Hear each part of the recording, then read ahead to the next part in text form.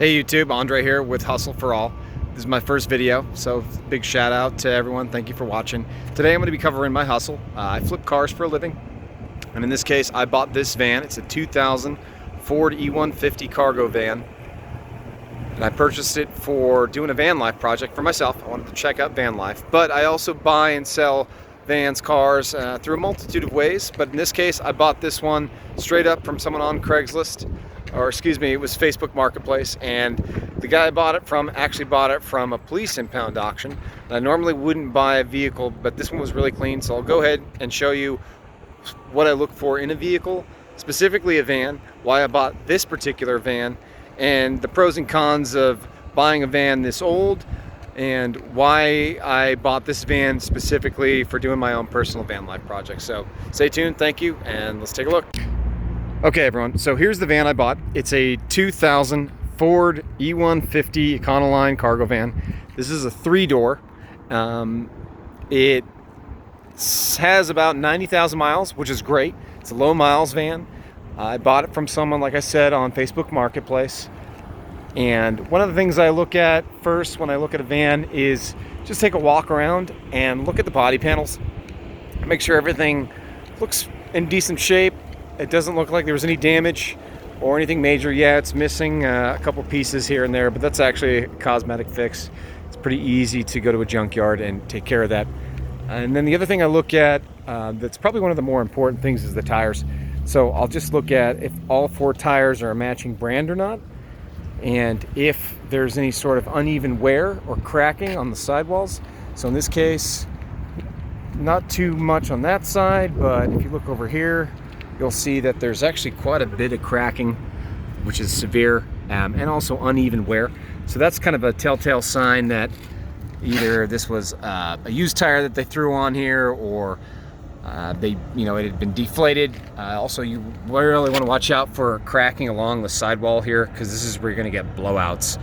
And I've had a couple blowouts personally, and they're not fun experiences. So I would say that this is an immediate replacement. This tire is garbage. Let's go take a look at the other tire over here.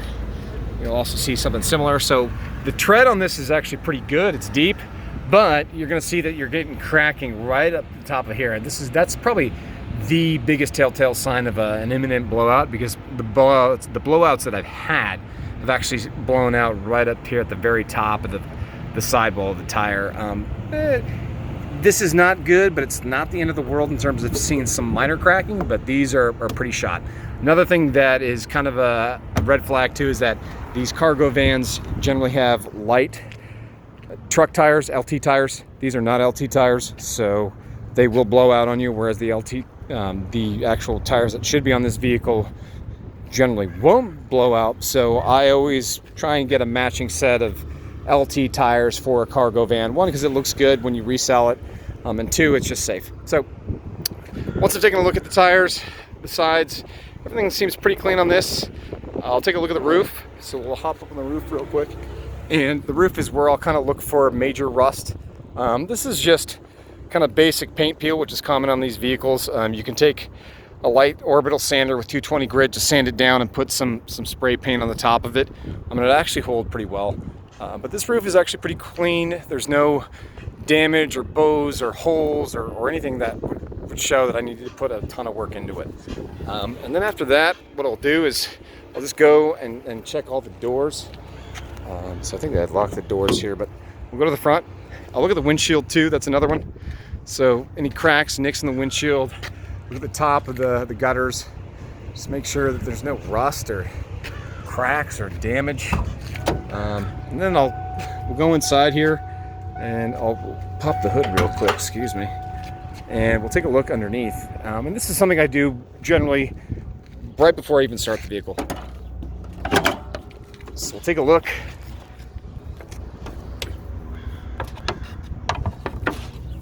Okay, so we'll take a look underneath the vehicle. What I'm looking for, quick scan, is how clean does it look? So any rust, any debris, does it look like there's been major leaking on the inside? This one's actually pretty clean. I'll even grab the hoses if it hasn't been running, ideally. Otherwise it's hot, but grab the hoses, grab them, see if there's any cracking, if they feel hard. Looks like the person I bought it from replaced the radiator fluid reservoir that can be a bad thing, and I'll explain why later, but in this case, I'd already checked the vehicle out, so it looks good. Check your oil. So on the Fords, the engine oil is right here. Make sure it doesn't smell burned or black or crispy. Same thing with the transmission fluid. You want it to be red. You want it to not have metal debris in it or smell funky. This had a new battery, which is cool. I'll also take a look at the radiator and the wiring just to see how clean it is. This thing basically had a pretty easy life. That was a big plus for me when I checked it out. And I'll look for other things in particular. So I'll use my senses, smell. I'll touch and want to kind of make sure that everything's solid, that there's no screws loose or anything rattling before I even start the vehicle. And then we'll kind of go take a look inside. So when I hop in the passenger vehicle, usually I want to look at, are the panels loose? Have they been put on correctly? Is the seat in good shape? We'll come in here and look at the back. So the back on this is actually really clean. So that was a huge plus. I know it was a work van, but I've bought work vans that were just completely beat up and not even close to this nice. So this was actually a huge plus. So let me close the door here.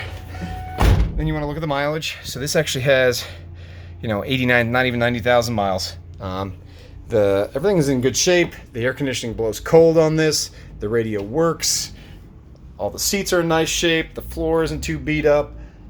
All the electrical seems to be in good condition. So this one was kind of an easier no-brainer for me for the price. But another thing too, we'll come back outside, is I also kind of wanted to make sure all the doors lock with the single key that I had. So I bought vehicles before where someone has replaced the keys with different locks and then not given me the keys, so I'd have to replace all the locks before. So that was no fun. Sliding door, not ideal for a van life, but in this case, didn't really have the option. Now, these are actually removable plastic panels that you just unscrew with the rivets with a Phillips head, and then you can just pop it right out. And what I'll do is end up just kind of cleaning the gunk from underneath here, and then the door will slide easier. And then what I'll do is probably end up just repainting this with a spray can black that's specific for plastic. It works great, looks awesome, and actually lasts pretty good. So in here again, all the wiring on the inside looks fine. Nothing, the lights work. The floor is clean, so it'll be an easy start for a van life thing. I can kind of just have an open template. What I'll probably end up doing is doing some wool on the sides, and then I'll probably just do the foam, 1/2-inch foam board on top, and then put some sort of plywood or wood on the top of that. But anyway, I haven't decided what I'm going to do for my specific van life. I'll have a separate video on that. But really what I'm looking for in a van is that all the doors work, all the locks work, the windows roll up and down, right? There's nothing funky or getting stuck in the windows. That there's a seal where the engine compartment is, that these open up fairly easily. There's nothing broken underneath. There's no loose wires hanging on the passenger side. I also want to check to make sure that the seats move fairly freely. In this case, this one doesn't. The other one does. And then just take a look at, if there's any debris or if you're, another one too is that the door panels will be loose or something will happen. So I'll check those on both sides. Make sure all your locks work. If not, they're an easy fix, but they can be kind of a pain in the neck. And then I'll check the roof again from the other side just to make sure I didn't miss anything. Really just looking at the gutters, making sure that the roof's in good shape. And then we'll kind of take a look underneath. That's a big one. So while I'm here, I'll take a look at the inside suspension of the wheel, and we'll kind of just take a look at what the suspension looks like. In this case, it's going to need some new bushings. Excuse me. I'll adjust. So the bottom bushing here is shot. That's pretty common for a vehicle that old. Not bushing, excuse me, the ball joint.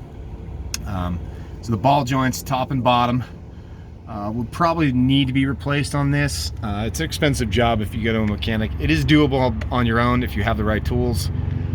I may try and do it. I don't know. We'll see. It's kind of not a high priority. Then I'll also check to make sure that these ball joints are at least in working enough condition. If they're not, or if they're completely blown out, what you'll notice is that the steering in these Fords is not the best. So I'll look at that. I'll take a look at, you know, everything underneath. That's your radiator right there. Look for any leaks, cracks, damage, busted hoses, anything that could be kind of a telltale sign that something's off.